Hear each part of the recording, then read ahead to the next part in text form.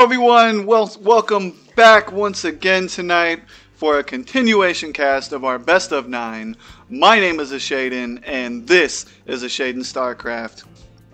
So far we have Team CBAS catching up, almost tying the game here with Silence winning 3 games in a row. Pretty much doing just what Bomb did at the beginning of this series. And so he is looking to tie this series up 4-4. And that being said, let's talk about him. He is spawning in the bottom right hand corner, still sporting that bright orange. It is Silence. Shh. And spawning up in the top left hand corner, it is the beautiful pink Protoss player, Krispee. Gotta get that nice, hot, bright, light pink. It's a good color. It's a good color. Remember what they say. A man is comfortable if he can wear pink. And it looks like this guy's pretty comfortable in what he's doing. Once again, so far, no shenanigans per se yet. Playing it pretty standard. Looks like another Reaper opening so we can get his good scouting going on. And our Protoss player actually was able to get his scout off, which unfortunately, our Zerg player in our last game was not able to do, with a very effective wall off from Silence. Now he's elected not to go and chase that probe all the way home. Pretty good idea, I think. Already got the 3 in the gas, going ahead and going for that orbital command. Cybernetics core on the way, and 1 Reaper also on the way, so he's going to be able to get his scout too. That is the only thing I can say I really don't like about the Reaper timings, is there is pretty much nothing any other race can do unless you get a second set of upgrades in order to catch up with the Reaper. Zerg needs speedlings, and you still have to get the Cybernetics core down. That's a pretty big deal. Pretty big deal indeed. I think it would be nice if you could get your mothership core out earlier as a Protoss. You know, to be able to get it out as soon as the gateway goes down. That would be very effective. Then again, I think if you did that, there'd be pretty much nothing. Well, no, because a Terran player would still have the ability to shoot up. A Zerg would probably be pretty much screwed at that point. Because the mothership core can just keep killing all the drones until... Well, no, because then the queen could shoot up too. So that would actually be pretty fair, in my opinion. I don't know, some of the abilities that things used to have in the beta, like lockdown for the oracles, that was a pretty cool ability, I think. Be able to lock down mineral patches so they couldn't be mined. That was really cool. I hope some of the newer, cooler abilities for Legacy of the Void don't get taken out.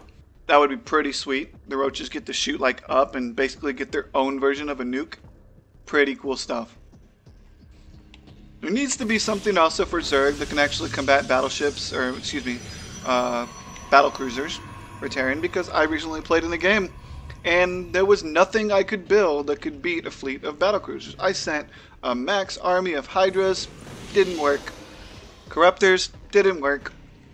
Pretty much, and that was the same army. He went through 2 different armies before it was finally like, okay, there is nothing I can do. So, that's my rant of the day.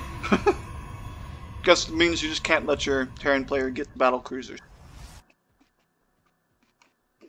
Pretty much the thing. And the Reaper coming back around. That is crazy. I didn't know they could do that little Reaper step there.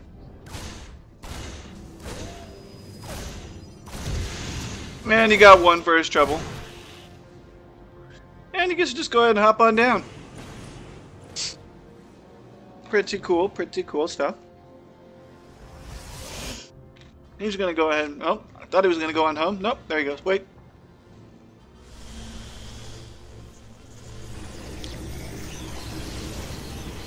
Comes back up and he goes down. I think he did see the warp in though.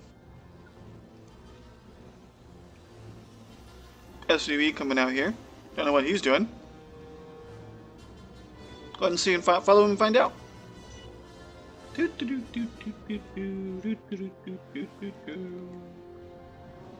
Maybe he's just scouting. Or maybe he's building some crazy proxy thing. But the Reaper didn't get too much intel, so I don't know what he's going to do. Oh, maybe he's going to try and block the natural. And it looks like that's what he's going to do. And he's just trying to delay the natural as much as possible. And there he goes. So, probably delayed it about maybe 10-15 seconds-ish. Time flies.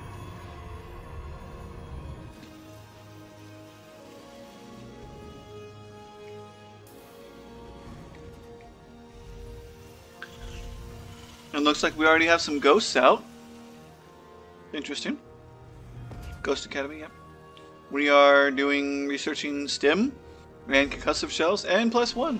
+1 for Protoss is almost complete. Well, the ghost is definitely going to be a thing. I don't think the cloak is actually a thing yet. I think he researched cloak yet.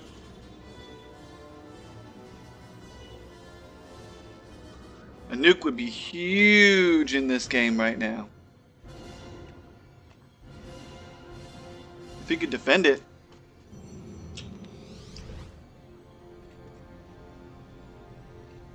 And it looks like he's going to engage this.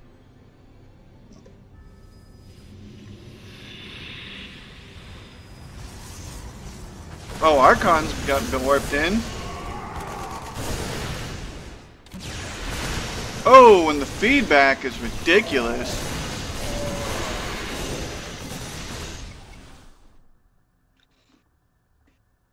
Or not feedback, EMP.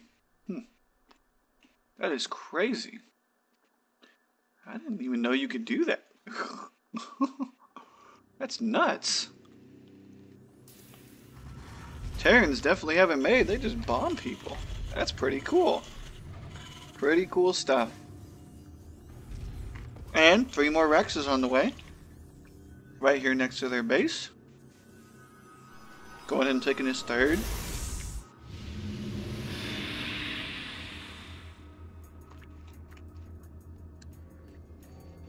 Protoss should definitely be taking their 3rd also at this point.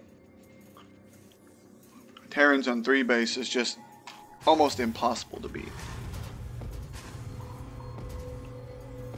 Even if they come over here and kill this, Terran 3 base is insane.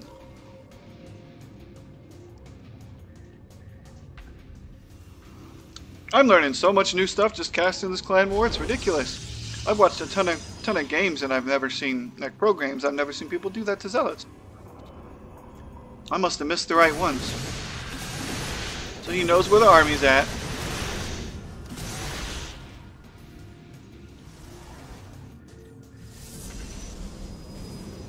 And he's warping in more Zealots. So I got basically the composition Zealot Archon. So he knows what he's up against.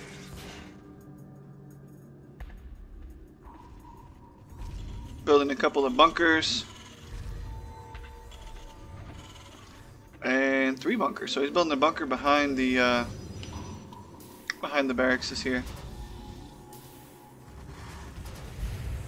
And those are going to be 3 tech labs. Oh my gosh, and those EMP bombs just really did a number. I'm going to force the army to retreat immediately.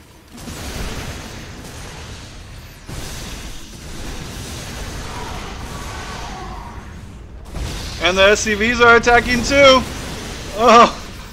The SCV was just like dink dink. Taking little pop shots. That's nice. And pretty much the army just continuing to be reinforced here. So every time he goes to engage, he's facing the same army, only at full health, whereas his... Man, they have a huge range too. And now he's going to basically be sandwiched. And it looks like that engagement's going to be done with really fast. And the forward pylon's going to be going down here pretty quickly. So at that point, Terran on 3 bases, Protoss on 2. Not even fully saturated on the second base yet. That means our Protoss player Krispee here is really far behind.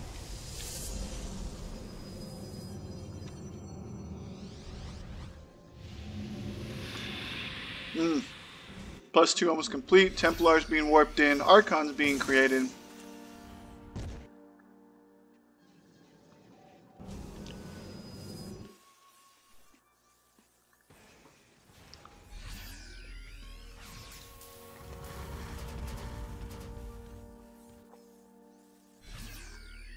And a 4th base being taken from our Terran player. So that is another thing. And he is so confident, he's building it right out in the open. He doesn't care. And our Protoss player just steady trying to get his upgrades in. Trying to do some sort of damage.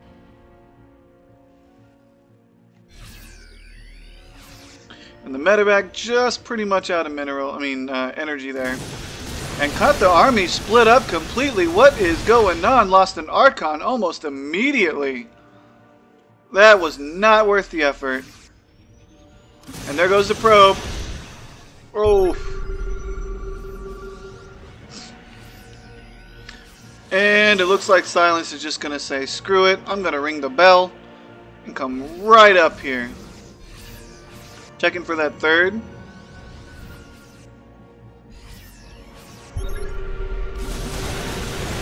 And how's this gonna work? Whoa!